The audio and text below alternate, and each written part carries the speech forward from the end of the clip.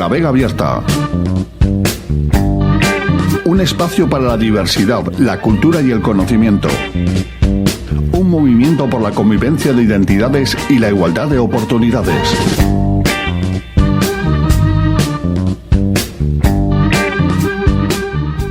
Hoy hablaremos con Lourdes Álvarez Cubillas, presidenta de ALDEC, Asociación Lupus de Cantabria. Hoy vamos a hablar de una enfermedad compleja, también llamada de las 1000 caras. Solo 4 de cada 10 españoles la conocen y menos de la mitad de los que tienen noticia de ella es por contacto directo, bien la padece un familiar o un conocido. Una enfermedad que afecta mayoritariamente a las mujeres, que produce un fuerte impacto psicológico y físico en las personas que la padecen y que tiene un tiempo medio de diagnóstico de 9 meses, el lupus. Está con nosotros Lourdes Álvarez Cubillas, presidenta de ALDEC, Asociación Lupus de Cantabria. Buenas tardes, Lourdes. Hola, buenas tardes. Muchas gracias que te has desplazado al estudio a hacer la entrevista. La enfermedad de las 1000 caras, y además, viendo la poca información que tenemos, la pregunta es obligada. Sin meternos en berenjenales sanitarios, ¿qué es el lupus? Bueno, mira, eso la podemos definir como una enfermedad autoinmune, crónica y sistémica. ¿Esto qué quiere decir? Que como es autoinmune, no se conoce la razón de por qué surge en una persona. Lo que sí se sabe es que hay una predisposición genética, que no es lo mismo que hereditaria. A esa predisposición genética hay cierta explosión, puede ser un accidente, problemas medioambientales, estrés, temas hormonales, etcétera, pero no se sabe exactamente la causa. Cuando he dicho el tema hormonal es porque también una de las estadísticas muy claras y a nivel de todo el mundo es que el 90% serán mujeres y que aparece en edad fértil. Es decir, que hay casos en niños, pero lo más habitual que aparezca en la adolescencia, a los 20 años, etcétera. Y sistémica, para especificar, quiere decir que puede afectar a los diferentes sistemas de nuestro cuerpo. Es decir, es una enfermedad compleja porque, por supuesto, el que tiene lupus no va a tener todos los síntomas, pero los síntomas pueden ser muy variados. Por eso se la conoce igual de las 1000 caras, ¿no? Y lo que me llama la atención cuando me documentaba es la complejidad del diagnóstico. Tengo aquí un testimonio precisamente de Silvia Pérez, la presidenta de la Federación FELupus, en la que estáis integradas, la Federación Española de Lupus.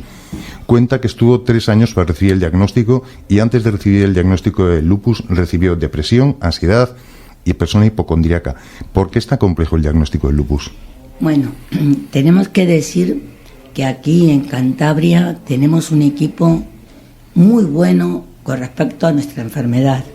El año pasado, el Servicio de Reumatología del Hospital Valdecilla recibió un premio de excelencia y justamente hace 2 días al jefe de servicio actual, el doctor Ricardo Blanco, ha recibido el premio al liderazgo en reumatología. Nos sorprende siempre cuando nos reunimos con gente de la federación la diferencia que hay de nuestra comunidad a otras. Ejemplo, ahora mismo el doctor Ricardo Blanco ha impuesto un apartado como si fuera un monográfico que le llaman prelupus. Ya empiezan, hay una distribución de reumatólogos que van a todos los centros de salud de Cantabria y van filtrando y detectando personas que porque en determinados análisis dan el hecho de que va a haber una enfermedad cognitiva, digamos, indiferenciada, no se sabe si va a ser lupus, artritis reumatoide o así, que empiezan a tener un estudio concreto con ellos para ver cómo está haciendo su evolución. Con esto también quiero comentar, porque les puede pasar a muchas personas que van a consulta, que le dicen, no te puedo dar diagnóstico de lupus, y por eso aquí está también la dificultad. Para diagnosticar de lupus hay que cumplir una serie de puntuación, que es algo pactado a nivel internacional del protocolo, y muchas personas no tienen la suma total de puntuación para ser diagnosticada de lupus. Pero el reumatólogo, en este caso en Cantabria, o un médico de medicina interna, sabe que en cualquier momento va a surgir el lupus. Y entonces le propone al paciente que tome una medicación preventiva, para que la forma de aparición no sea la tormenta perfecta, sí, digamos. Sí. Te iba a preguntar precisamente, ahora que sacas el tema de la prevención, claro, como en la mayoría de las enfermedades, el diagnóstico precoz es fundamental para la supervivencia y la calidad de vida. Aparte de esto que me cuentas del prelupus, ¿existen otras políticas o otras actuaciones que hagáis vosotros en el ámbito del diagnóstico previo? Bueno, mira, es difícil, no es una enfermedad que podemos prevenir el inicio de la enfermedad.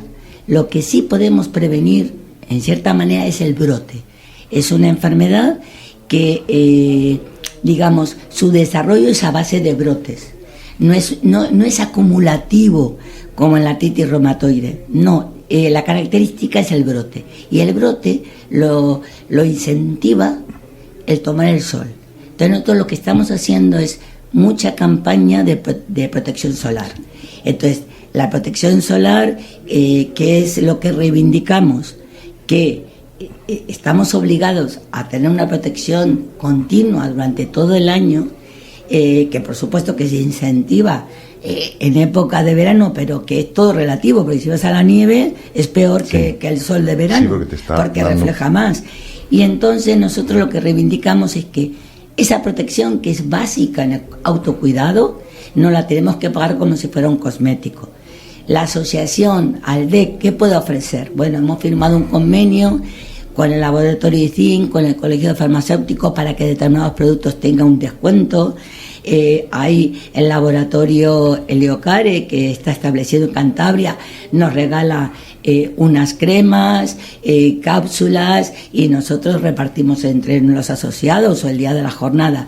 Pero incentivamos, ante todo, la protección solar, la dieta saludable y la charla que hemos tenido, mejor dicho, las jornadas que hemos desarrollado el viernes 10 de noviembre, era adherencia al tratamiento.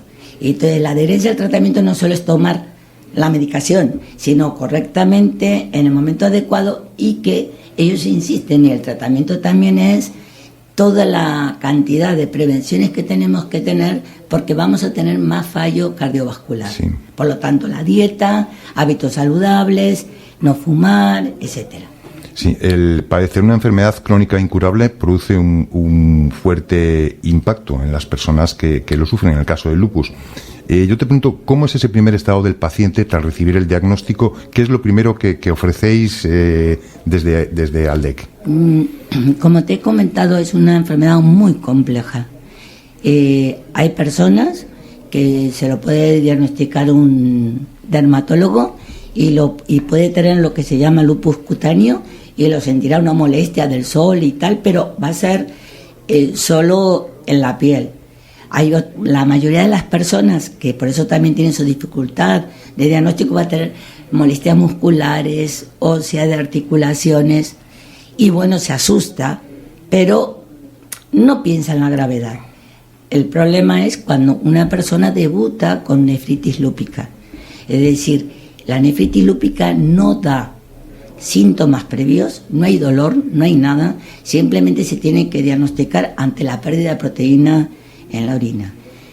Este fallo, este síntoma provoca que es necesario, imprescindible, que la persona se haga una biopsia. Y claro, mucha gente le dice, ¿cómo una biopsia en el riñón? Pero claro, los médicos insisten, como hay diferentes estadios y diferentes formas de afectación renal, necesitan una biopsia para clasificarle y poder dar la medicación adecuada. Esto puede suponer que hace poco hemos conocido una chica de 20 y algo de años con un diagnóstico problemático a nivel renal, y entonces ves a una chica que, claro, ha engordado 10 kilos en poco tiempo por la medicación, 16 pastillas al día, y que no le pueden dar todavía los nuevos tratamientos biológicos hasta que no logren parar inmediatamente el daño. Es muy importante, y por eso ahora están trabajando mucho, ya no solamente quitarte los síntomas, que era la versión sanitaria hace 20 años, sino que la forma en que tienen que combatir los síntomas provoque una reacción muy rápida para que no deje daño orgánico. Es decir, nosotros vamos a desarrollar una discapacidad orgánica. Y por eso te digo, claro, la gente cuando nos pasa que hay personas que se quedan tan aterradas, especialmente porque son muy jóvenes, y entonces nos puede pasar dos cosas: que los que vengan a preguntar y a entrevistarse con nosotros en primer lugar sean las madres o los padres. Y entonces nosotros lo primero que tenemos que hacer es como intentar tranquilizar y desdramatizar, es decir, hacer una escucha activa sobre cuáles son sus necesidades, darle información que necesite, decirle dónde debe buscar la información y que damos cuáles son las páginas seguras de la web para recibir información. Nosotros tenemos muchas publicaciones que hemos hecho a lo largo de los años, pero siempre de fuentes científicas. Le damos la importancia de la adherencia al tratamiento y que todo este cambio de imagen, todo esto que se pasa, que a lo mejor luego nos ven lo que es para ellas, las personas, es importante compartir con alguien que tiene lupus, que le puede decir: yo llevo viviendo 40 años con lupus, que se puede normalizar la vida. Ahora, el primer impacto, el primer año de tratamiento, en que los médicos también tienen que ver cuáles son la medicación más adecuada para esa persona, y por eso ahora cada vez vamos a tener que oír hablar más de la medicina personalizada. El impacto psicológico es muy fuerte. Entonces, en una época se produce negación hasta que no venga lo peor. A la gente joven le cuesta mucho tomar la medicación. Las encuestas las estadísticas dan que solo el 30% de las personas menores de 40 años la toman bien, tomarla bien, adecuadamente, en las dosis indicadas, porque cuando se encuentran bien, no ven motivo para tomar la medicación. Hay que pensar que la medicación actúa no para combatir un dolor, sino para prevenir que la inflamación interna que uno no percibe no vaya más. Sí. Y Lourdes, ¿recuerdas cómo fue tu diagnóstico? ¿Cómo te sentiste? Bueno, yo tengo que decir que soy una persona de suerte. Quizás mi voluntariado en la asociación viene un poco de que he sido una persona con mucha suerte. Yo fui una vez al dermatólogo, que en ese momento era el jefe de dermatología de Valdecilla, un señor que ha fallecido, Navarro Valdeberg. Me vio un grano e insistió que me tenía que hacer una biopsia. Entonces yo soy una persona, digamos, privilegiada. Sí. Me hicieron una biopsia, me detectan el lupus y me dicen: ahora es lupus cutáneo, pero tienes que venir a controles y tomar medicación. Con lo cual, aunque mi lupus evolucionó a un lupus sistémico, yo siempre he estado muy bien tratada, pero mi caso no es el habitual. Es decir, y sí, lo que te puedo decir es los 1000 consejos que he recibido. Que si fuera a la clínica de Navarra, que si fuera a Madrid, que si fuera al curandero, etcétera. Yo te digo que con una amiga que también tenía lupus, ya escribimos a la Federación de Lupus Americana y a ver cuál era la solución, si había que ir a Francia, esas cosas que se pensaban en el año 83, ¿no? Y bueno, y la respuesta fue: pero si tenéis un súper especialista en el Hospital Valdecilla. Entonces yo lo que intento con las personas que llegan recién diagnosticadas aquí en Cantabria es darle la tranquilidad de que hay muy buenos profesionales con un gran nivel de formación, que tienen prestigio internacional, y que ese es un primer apoyo para una persona con una enfermedad crónica: creer en la ciencia, en el médico, y el nivel de control y de frecuencia de consultas que tenemos aquí en Cantabria no tiene nada que ver con el resto de España. Es decir, tenemos una gran capacidad de acceso a medicaciones nuevas que se llaman terapias biológicas, que valen 50.000 euros al año, y aquí las tenemos gratuitas. Entonces, pero la vida no solamente es un problema de salud. El lupus acarrea otros problemas sociales, la enfermedad, la depresión, la ansiedad que te crea, porque tú te obsesionas. Es decir, tú tienes 20 y algo de años y estás todo el día pensando en tus pastillas, en tus alertas. Y hay mucha medicación que también te altera el carácter. Tú hay momentos, los biorritmos nuestros son muy desiguales. Entonces estás organizando un plan y a la media hora dicen: no puedo con esto. Esto crea también problemas en la pareja, en tus relaciones sociales y, por supuesto, también en tu nivel de formación y en la inclusión laboral. Sí, eso te iba a preguntar, ¿discapacita laboralmente el lupus? No, mira, el diagnóstico por sí mismo no es un dato para que te concedan el certificado de discapacidad. Hoy por hoy ha habido un cambio normativo, pero todavía se basa en criterios muy antiguos, porque se basa en criterios europeos y americanos del año 2001. Ahora mismo, en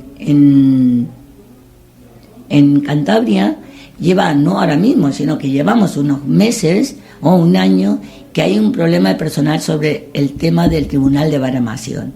Y una de las reivindicaciones de la asociación es que tengan mejor formación en enfermedades autoinmunes. ¿Por qué? Porque nuestro daño es orgánico, no se ve.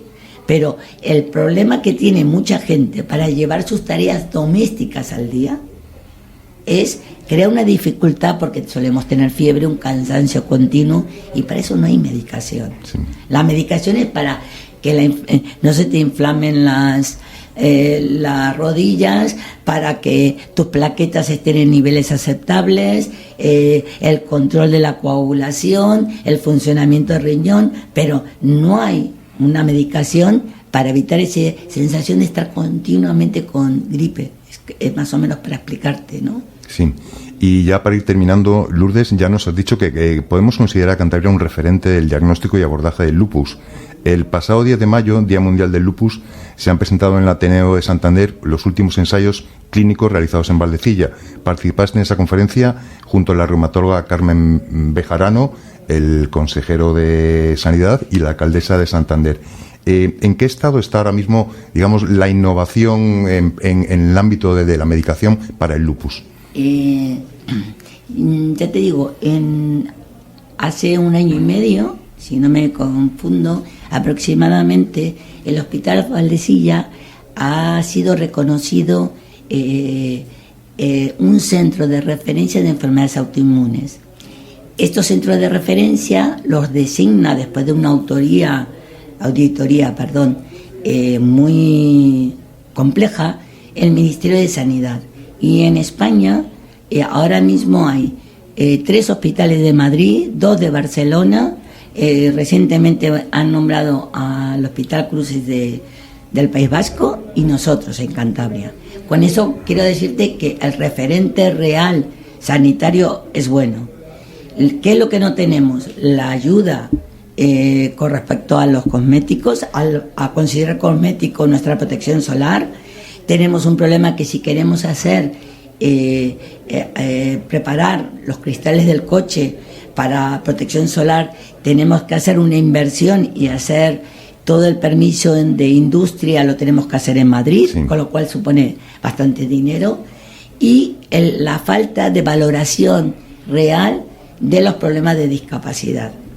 ¿Por qué? Porque una persona con un certificado de discapacidad es más factible que hasta una empresa le interese contratarte. Pero si no llegas al 33%, ¿qué pasa?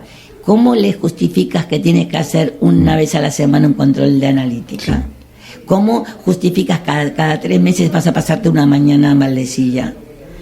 O en un hospital de día.